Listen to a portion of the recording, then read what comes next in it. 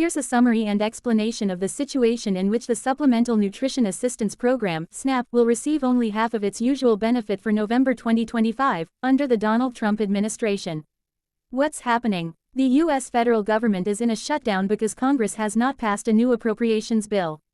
As a result, several federal programs lost their new funding authorizations. SNAP, the country's largest food assistance program, serves about 42 million Americans and normally costs somewhere around $8-9 billion per month in federal funding.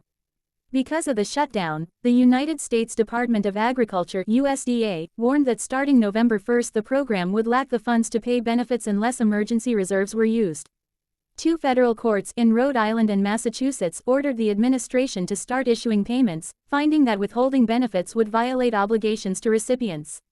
In response, the USDA said it will tap a contingency fund of about $4.65 billion to cover November payments, but this amount is roughly only half of what is needed for full monthly benefit disbursements.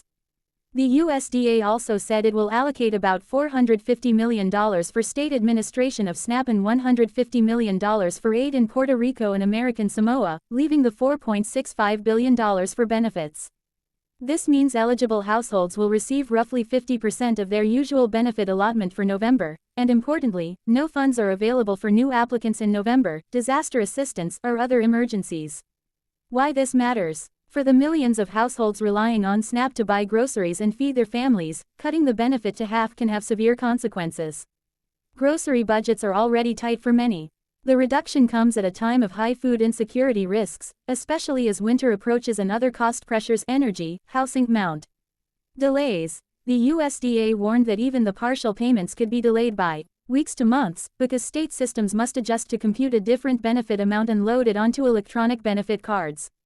Continuation risk. If the shutdown persists, the contingency fund could be depleted, raising questions about December payments and beyond.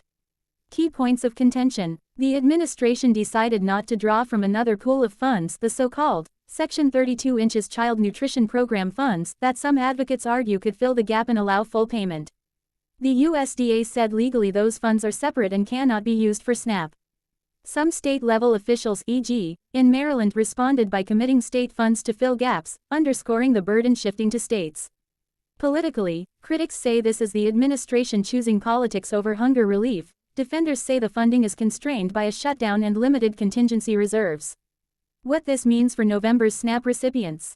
If you're eligible for SNAP, you're likely to receive about half your usual benefit allotment this month. The payment may be delayed, depending on your state's system. If you are a new applicant certified in November, you may not receive any benefit this month. Families and individuals will likely have to stretch the partial benefit further or rely more heavily on food banks and other charitable aid. Let me know if you'd like a breakdown by state, since states administer SNAP and timing may vary, or an analysis of what this means long-term for food security and policy.